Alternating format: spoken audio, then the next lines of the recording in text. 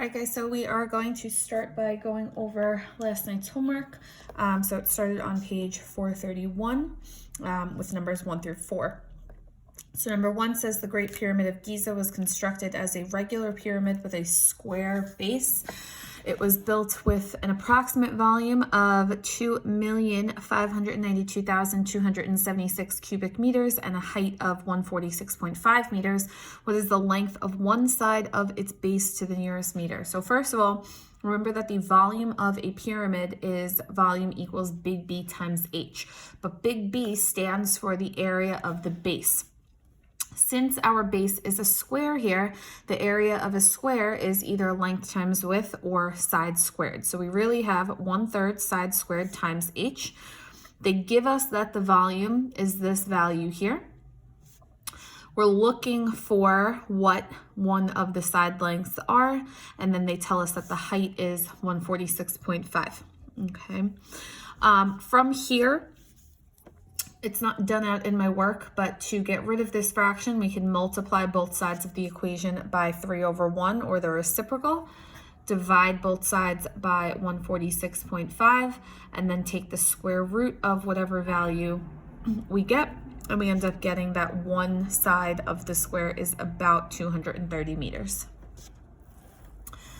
Number 2 says a fish tank in the shape of a rectangular prism has the following dimensions. The tank contains 1,680 cubic inches of water. What percent of the fish tank is empty? So first thing we need to do is find what the volume of the fish tank is. So the volume of the fish tank, length times width times height, is 2,240 inches cubed. Okay, so this is the total amount of water that the tank can hold, but it only has 1,680 cubic inches of water in it. So to find the percent of the fish tank that is empty, we can subtract the amount that the tank can hold and the amount that the tank actually has in it, and then divide by the amount that the tank can hold, and that gives us 0.25, which is 25%.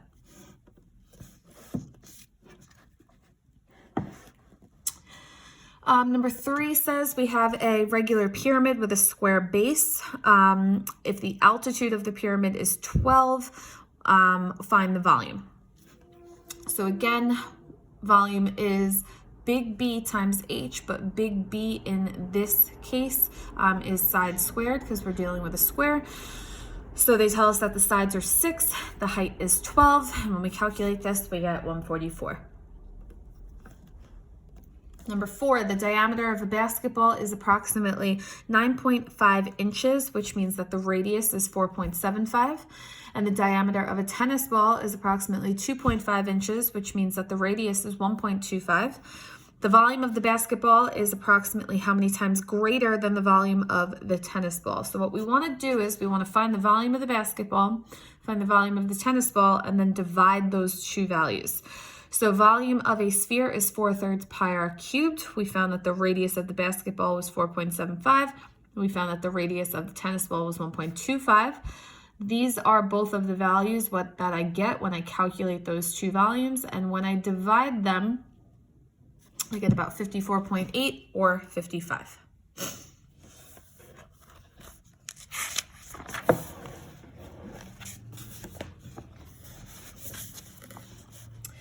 Okay, next page, we have 8 and 9. So we have a water cup in the shape of a cone with a height of 4 inches and a maximum diameter of 3 inches. So first of all, if the diameter is 3 inches, that means that the radius is 1.5 inches. And then they want to know what's the volume of the water in the cup when the cup is filled to half its height. So first of all, if the cup is 4 inches tall, that means half of that would be 2 inches. And that would mean that if the radius at the full height is 1.5, half of 1.5 means that our new radius is 0.75. So the volume of a cone is 1/3 pi r squared h. I know that the radius we're working with now is 0.75 and the height we're working with is 2. And that comes out to be about 1.2 inches. 9, the pyramid shown has a square base, a height of 7, and a volume of 84. What is the length of the side of the base? So my formula is 1/3 side squared times height, or length times width. Okay, again, with a square, we can just do side squared. They tell us that the volume is 84 and we know that the height is 7. To get rid of my fraction, I can multiply by the reciprocal on both sides. So I'm going to multiply by 3 on both sides, which is going to give me 252 is equal to 7 side squared, or side squared times 7. Divide both sides by 7. We get 36 is equal to side squared. And when we take the square root of both sides, we get that the side is 6.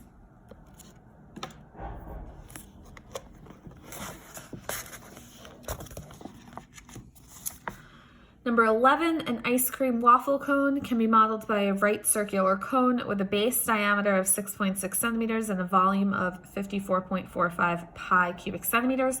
What is the number of centimeters in the height of the waffle cone? So volume equals 1/3 pi r squared times height. They tell us that the volume is 54.45 pi. We know that the radius is 3.3. And I know that because if the diameter is 6.6, the radius is half of that, and I'm solving for the height. So the first thing that I can actually do is calculate 3.3 squared and multiply that times 1/3. And when I do that, I get 3.63 pi h. Divide by 3.63 pi on both sides, and I get that the height is 15. Number 12, what is the volume of the pyramid in cubic inches? Again, they tell us that we have a square base, and if the perimeter of the base is 36 inches, if I divide 36 by 4, that means that each side is actually 9, okay? So 1/3 side squared h, so 1/3 9 squared times 15, and then we get 405.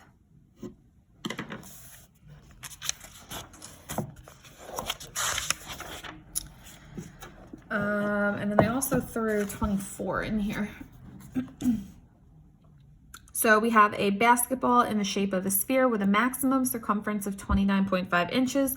Determine and state the volume of the basketball to the nearest inch. So if I want to find the volume of a basketball, I'm going to need to know what the radius is, but they don't give me that. The only thing they give me is that the circumference is 29.5.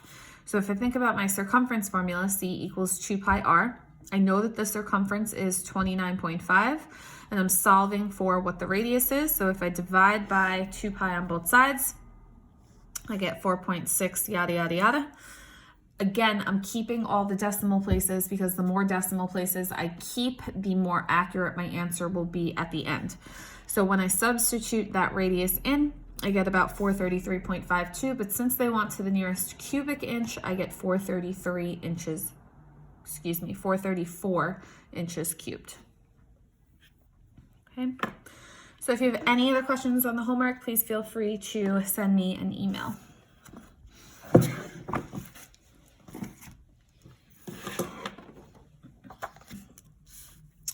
Okay, we're going to be getting into some more volume stuff today. So if we look at number 1 here in the accompanying diagram, a rectangular container with the dimensions 10 inches by 15 inches by 20 inches is to be filled with water using a cylindrical cup whose radius is 2 inches and whose height is 5 inches. What is the maximum number of fill cups of water that can be placed into the container without the water overflowing the container? Okay. So this is actually kind of similar to one of the questions that we did on the classwork yesterday with the rectangular prism tank and the barrels that had to be filled, okay? So first thing we need to do is find the volume of the rectangular prism, and we know that formula is length times width times height. So we're going to have 15 times 20 times 10, and that is going to be 3,000 inches cubed. Then we also need to find the volume of the cylinder, and that is going to be pi r squared times the height. So the radius here, they tell us, is 2. So we have pi times 2 squared, and then the height is 5. And this comes out to be about 62.8319 inches cubed. Again, the more decimal places I keep, the more accurate my final answer will be. Okay. And then if I want to know the maximum number of cups of water that can be placed into the container, I'm going to divide these two values. So I have 3,000 inches cubed divided by 62.8319 inches cubed. This comes out to be about 47.746, okay? Which means that I can only do 47 cups.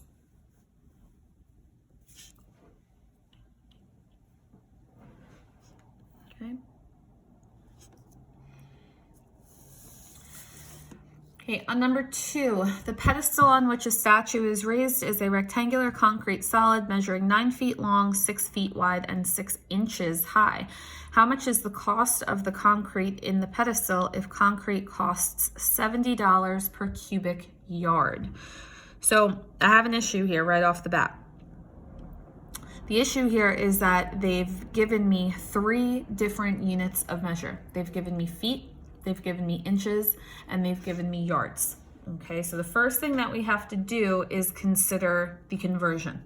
Okay, so it's going to cost $70 per cubic yard. So I want to think about converting everything to yards. Okay, so first thing that we know that there's 12 inches in 1 foot. We know that there's 3 feet in 1 yard. And we also know that there's 36 inches in 1 yard. Okay. So from here, they're telling us that the length and the width of the pedestal is 9 feet by 3 feet, so we need to convert that to yards. So to do that, we can do 9 feet divided by 3, because we know that there is 3 feet in a yard, and this means that 9 feet is going to be equal to 3 yards. So both of these values now, instead of considering these being 9 feet, I'm going to consider these to be 3 yards and 3 yards. The next thing I need to do, they give me the height in inches, so now I need to convert that height to yards as well.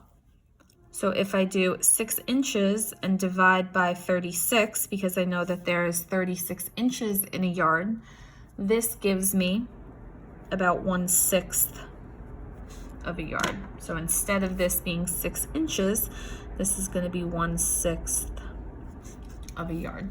So first thing I needed to do was convert all of my units so that I was working with everything in yards. Now that I have all the same unit of measure, now I can go ahead and find the volume of what this concrete slab is. And since this concrete slab is rectangular, that means that the volume is just going to be length times width times height, or 3 times 3 times 1/6. Okay, so 3 times 3 times 1/6 comes out to be 1.5, or 3/2. And now we're working with yards cubed. Okay, so the rectangular slab is 3/2 yards cubed, or 1.5 yards cubed, but I want to know how much it's going to cost to make this concrete slab. So if it's $70 per cubic yard, I'm going to take this value and multiply by 70. Okay, so we have 70 times 3/2, and that means that it's going to cost $105 to make this slab.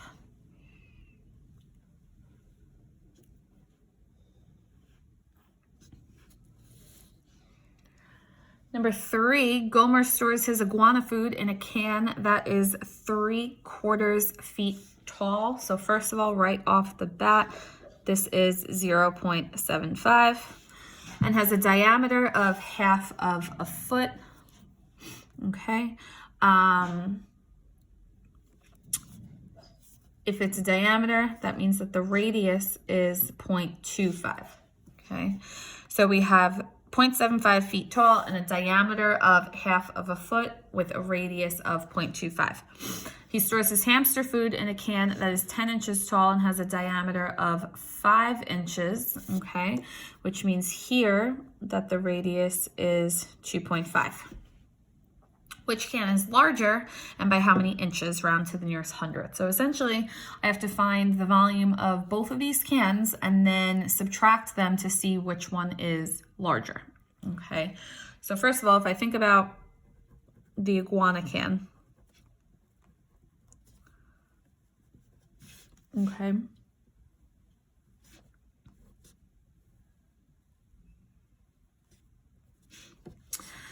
so they say that this can is 0.75 feet tall, and then we know that we have a radius of 0.25.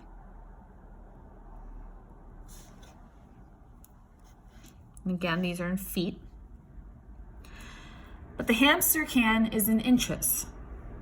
And I don't want to convert, I don't want to be working with two different units of measure, so I can convert my feet to inches before I even start, okay? So if I do 0.75 times 12, this is the same thing as 9 inches. And if I do 0.25 times 12, this is the same thing as 3 inches, okay? So in inches, my height is 9 and my radius is 3, okay? And then since the hamster food is in inches as well, now I have all the same units, so I can go ahead and calculate my volumes. So the volume here is going to be pi r squared h, or pi times 3 squared times 9. And this comes out to be about 254.469 inches cubed. Okay, then if we think about the hamster food,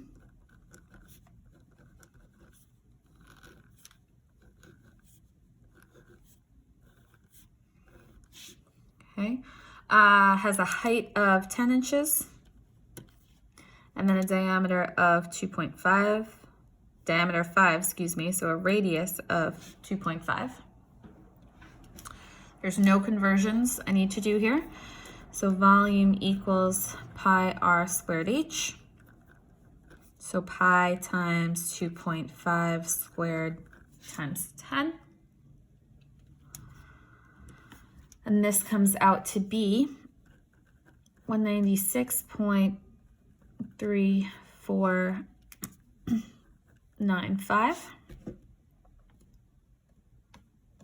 Okay, it's obvious that the iguana can is larger, but they want to know by how many inches. So that means I'm going to subtract the two of them. So when I do 254.4690 minus 196.3495.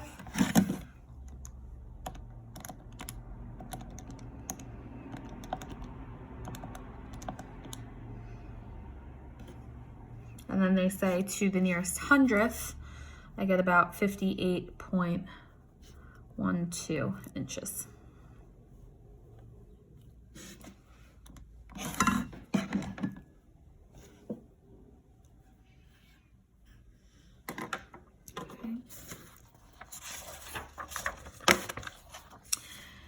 Great, you guys are going to try 4 and 5 for classwork, okay? You're also going to try 6 for classwork, but one thing that I want to point out before you try number 6, okay, is that they give you a pyramid here, and they want to know the volume of the pyramid, okay? What they give you here, this says that L is equal to 6 inches, okay? L stands for slant height, which you're actually going to see not tomorrow, I believe the day after, okay? So L stands for slant height. None of our formulas have an L in them, okay?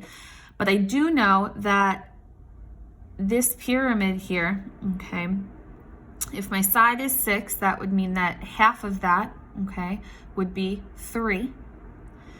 And I know that the apex of my pyramid is perpendicular to the base. So what I've created here is a right triangle, okay? And think about what formula can we use to find the height of this pyramid if we have a right triangle and I know 2 sides, okay? So then on number 7, it says find the volume of the composite solid below. Assume the ends of the top portion of the chest are semicircular, okay? So composite means that I have 2 parts of a figure and I've essentially added them together. So if you consider what's happening here, this kind of looks like a rectangular prism down at the bottom and a half of a cylinder at the top, okay? So that means what I want to do is I want to find the volume of the rectangular prism, and then I want to find the volume of half of that cylinder, but then since those 2 figures are put together, I want to add those 2 volumes together, okay? So let's consider this shape 1, and then we'll consider the half of a cylinder shape 2, okay? So for shape 1, we know that our volume is going to be length times width times height.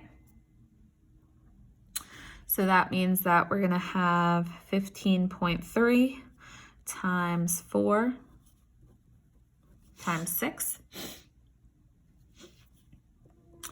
And that is going to give us 367.2 feet cubed.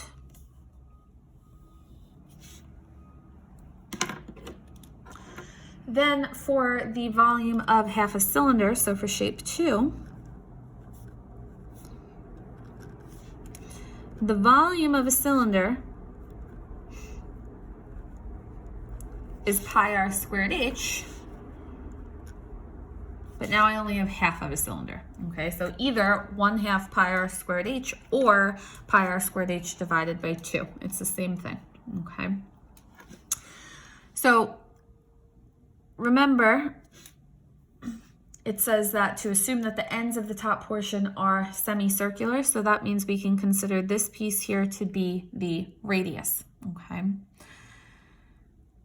If this bottom length here is 4, that's equal to this top length here. And so if the whole thing is 4, that means that the diameter axis is 4, meaning that the radius is going to be 2. So we would have 1/2 pi times 2 squared times the height.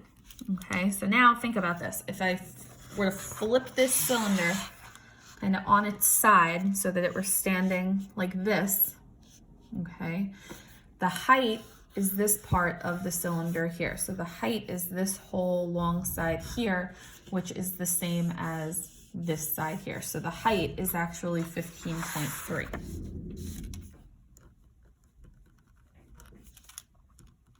Okay, and when we calculate this, let's see, I'm gonna leave this in terms of pi to make it nicer. So we get 1/2 times 2 squared times 15.3. So this comes out to be 30.6 pi feet cubed. And then to add them together, because now I want the composite, so I could either, considering that this question does not say what you're rounding to or anything like that, I could either do 367.2 plus 30.6 pi feet cubed and just leave it like this because it does not say what to round to. Or if it did say what to round to, 367.2 plus 30.6 pi would come out to be about 463.3 feet cubed. Okay, so either answer would be acceptable, especially because they are not telling you how to express your final answer.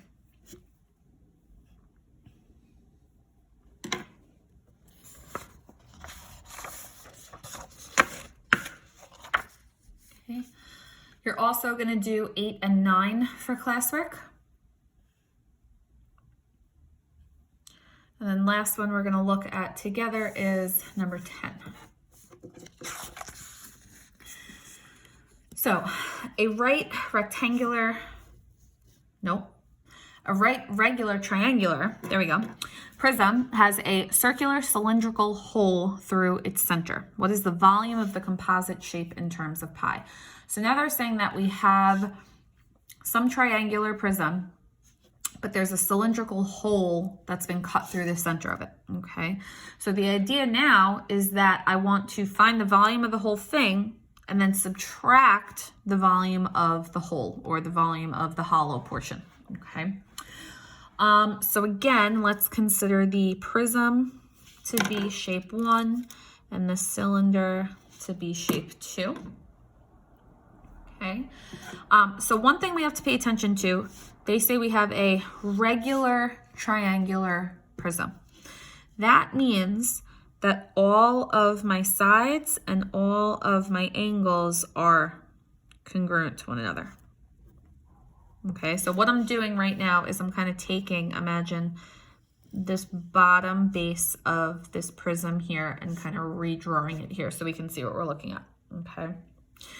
So we know that all 3 sides are 6 inches, which is fine, but what we need to find is the height here, or the altitude, okay?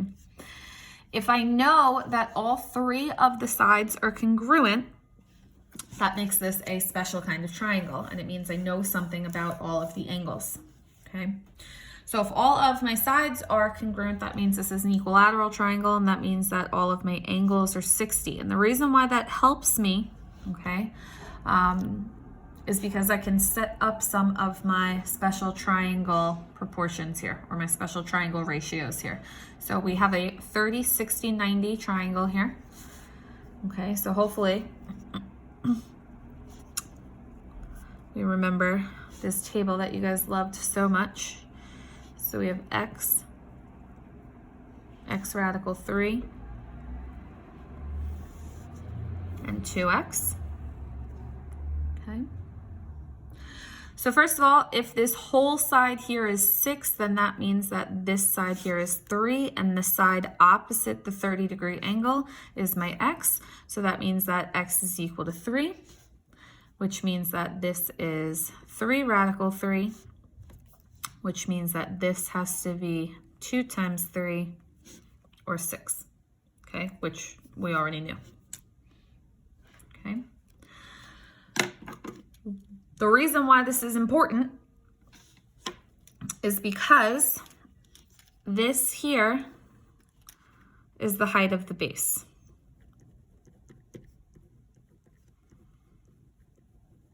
Okay, so this kind of height in here is 3 radical 3. Okay, so for shape 1, we know that volume is big B times H, but now we have a triangular prism, so that means 1/2 base times height times height. So 1/2 times the base, which is 6, times the height, which we just found is 3 radical 3, times the height of the whole prism, which is 2.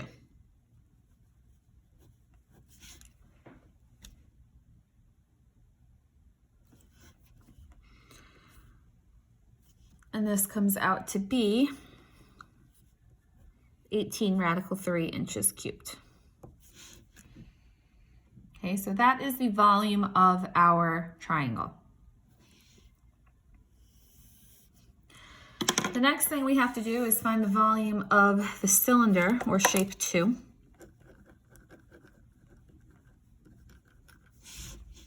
So the volume of a cylinder is pi r squared h. Let's see, we have here that the radius is 1.8, and this is as tall as the whole triangular prism, and we know that that height is 2. So we have pi times 1.8 squared times 2. This is going to give us 6.48 pi inches cubed. And here they say to leave your answer in terms of pi. So here the volume is going to be equal to 18 radical 3 minus, hold on,